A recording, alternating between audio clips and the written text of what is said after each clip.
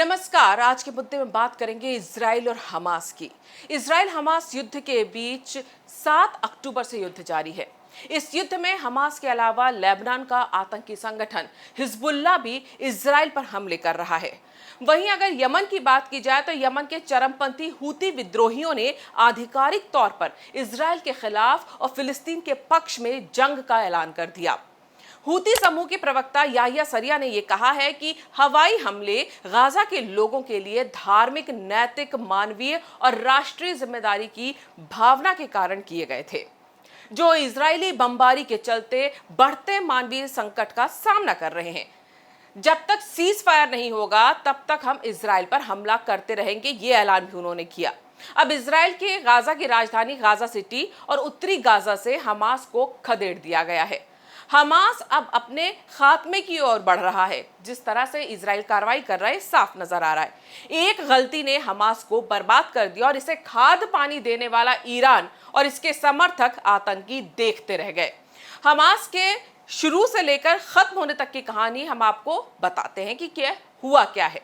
Hamas का पूरा नाम हरकत अल मुकावामा अल इस्लामिया है। इसका मतलब होता है इस्लाम के लिए आंदोलन करना। इसकी स्थापना फिलिस्तीनी मौलवी शेख अहमद यासीन ने की थी। शेख ने अपना प्रारंभिक जीवन मिस्र की राजधानी काहिरा में मुस्लिम ब्रदरहुड की स्थानीय शाखाओं में एक कार्यकर्ता के रूप में बिताया था। बात अब करते हैं 1987 की। दरअसल 1987 में इसने गाजा में हमास की स्थापना की। 1988 में हमास ने अपना चार्टर दुनिया के सामने पेश किया। इसमें इसने अपना मकसद इजराइल को खत्म करना और एक इस्लामिक फिलिस्तीनी राष्ट्र की स्थापना करना बताया था। इस्माइल हनीह आजकल हमास के राजनीतिक प्रमुख के रूप में कार्यरत है। ये कतर की राजधानी दोहा में रहता है। हालांकि हमास का उदय कैसा हुआ ये जानने के लिए आपको फिलिस्तीन में हुई इंतिफादा की कहानी जाननी होगी। इंतिफादा का मतलब आमतौर पर लोग बगावत या विद्रोह मानते हैं, लेकिन अगर अरबी भाषा में हम देखें तो इसका मतलब होता है उथल पुथल या किसी से छुटकारा पाना। आसान भाषा में तो इंतिफादा का मतलब इजराइल के खिलाफ एक संगठित विद्रोह से है, जिसे फिलिस्तीनी लोगों का समर्थन मिला हुआ है। साल 1987 में यह पॉपुलर हुआ था, जब फिलिस्तीनी लोगों ने वेस्ट बैंक और गाजा पट्टी में इजराइल की मौजूदगी के खिलाफ आवाज उठाई थी। इस इंतिफादा की अगुवाई यासिर अराफात की पीएलओ ने की थी। साल 1987 से 1993 तक इंतिफादा का दौर चला और इसे नाम दिया जाता है इंतिफादा 1। 6 सालों के दौरान 1203 फिलिस्तीनी और 179 इजरायली नागरिक मारे गए थे। 1993 में पहला इंतिफादा खत्म हुआ जब पीएलओ और इजराइल के बीच ओस्लो समझौता हुआ। इस समझौते में पीएलओ ने इजराइल को एक देश के रूप में मान्यता दी और इजराइल ने पीएलओ को फिलिस्तीनियों का प्रतिनिधि मान लिया था। पर यह कदम ईरान और खुद को मुस्लिमों का ठेकेदार समझने वाले देशों को पसंद नहीं आया। ये शांति समझौता उन्हें बर्दाश्त नहीं हुआ। पीएलओ और इसके नेता यासिर अराफात को फिलिस्तीन की जनता अपना नेता मानती थी और पहले इंतफादा के दौरान अराफात की लोकप्रियता और बढ़ी भी थी। पर धीरे धीरे इस समझौते के बाद इसमें कमी आने लगी। कट्टरपंथी मुस्लिम इजराइल को एक देश मानने के लिए तैयार नहीं थे। ऐसे में साल आया 2000। 28 सितंबर 2000 को इजराइल के नेता आरियल शेरोन ने पूर्वी यरूशलेम में अल अक्सा मस्जिद के कंपाउंड का दौरा किया। कुछ महीनों बाद शेरोन देश के प्रधानमंत्री बन गए। कट्टरपंथियों ने यह आरोप लगाया कि इजराइल अल अक्सा मस्जिद पर कब्जा करना चाहता है। इसके बाद दूसरे इंतफादा की शुरुआत होती है। भले ही पहले इंतफादा में फिलिस्तीनी इजरायली सेना पर पत्थर और बम फेंकते थे, लेकिन दूसरे इंतफादा में आधुनिक हथियारों से इजराइल पर हमला किया गया। आपको बता दें कि पत्थर फेंकने का चलन जो है वो इंतफादा से ही शुरू हुआ, जो भारत में भी देखा गया था। दूसरे इंतफादा में 1330 इजरायली जबकि 3300 से ज्यादा फिलिस्तीनी मारे गए। यह साल 2005 तक चला। दूसरे इंतफादा के बाद हमास फिलिस्तीनियों के बीच काफी लोकप्रिय हो गया, क्योंकि इसने रॉकेट से इजराइल पर हमला किया था और जानकारों के अनुसार ये रॉकेट हमास को ईरान से मिले थे। साल 2007 में चुनाव के बाद से हमास ने गाजा और पीएलओ की फतह पार्टी ने वेस्ट बैंक पर नियंत्रण कर लिया। अब ईरान ने अपना फोकस गाजा पर कर लिया था, क्योंकि वहां पर हमास था।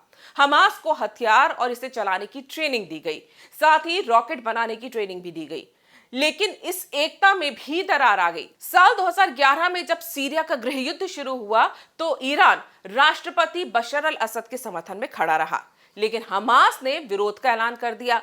सीरिया में लंबे समय से रह रहे हमास के नेताओं ने दमिश्क में अपना दफ्तर बंद कर दिया और इसके बाद विपक्षी गुटों पर सीरियाई राष्ट्रपति बशर अल असद की हिंसक कार्रवाई की आलोचना को देखते हुए हमास ने साल 2012 में कतर को अपना नया ठिकाना बनाया, जो अभी भी बना हुआ है। हालांकि ईरान और रूस के समर्थन से असद अपनी सरकार तो बचाने में कामयाब रहे। वहीं दूसरी तरफ मिस्र की सरकार ने सिनाई और गजा के बीच महत्वपूर्ण सुरंगों को बंद करना शुरू कर दिया। इससे हमास वित्तीय तौर पर कमजोर पड़ता जा रहा था। अब हमास एक बार फिर से ईरान की शरण में है, क्योंकि उसे पैसा चाहिए था। गाजा में फिलिस्तीनी गुटों को ईरानी रेवोल्यूशन गार्ड्स कोर यानी IRGC के हिस्से कुद्स फोर्स के जरिए सैन्य सहायता मिलती है। कुद्स फोर्स विदेशों में ईरानी सेना के अभियानों को चलाता है। रिपोर्ट के अनुसार ईरान मिस्र से जमीन और समुद्र के रास्ते हथियार भेजता है, जिसे फिलिस्तीनी गोताखोर मंजिल तक पहुंचाते हैं। हाल ही में कुद्स फोर्स ने वेस्ट बैंक और उसके पार हथियारों को पहुंचाने के लिए ड्रोन तक के इस्तेमाल किए थे।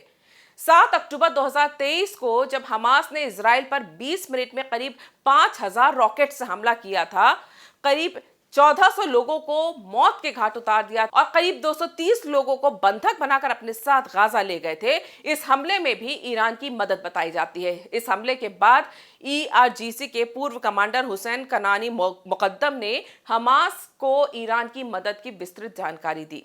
इसमें हमास को ऐसी हाई परफॉर्मेंस मिसाइल्स और ड्रोन बनाने में मदद करना भी शामिल है, जो वायु सुरक्षा प्रणाली से भी बच सकती है।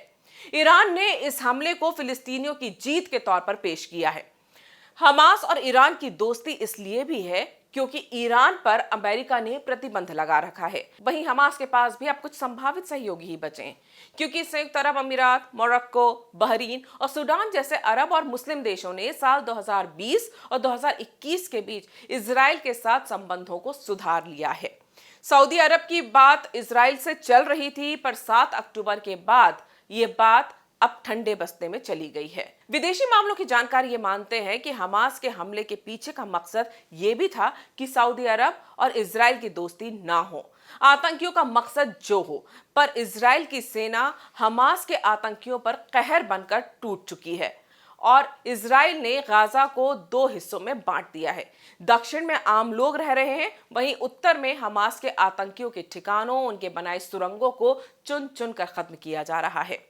आज दुनिया भर में इजराइल एक मिसाल पेश कर रहा है कि कैसे दुनिया को आतंकवाद से लड़ाई लड़नी चाहिए, और इस लड़ाई में भारत इजराइल के साथ है, क्योंकि भारत आतंकवाद के खिलाफ है। आपको हमारा वीडियो कैसा लगा? अगर आपको पसंद आया तो आप हमारे चैनल को लाइक करें, शेयर करें, सब्सक्राइब करें। धन्यवाद।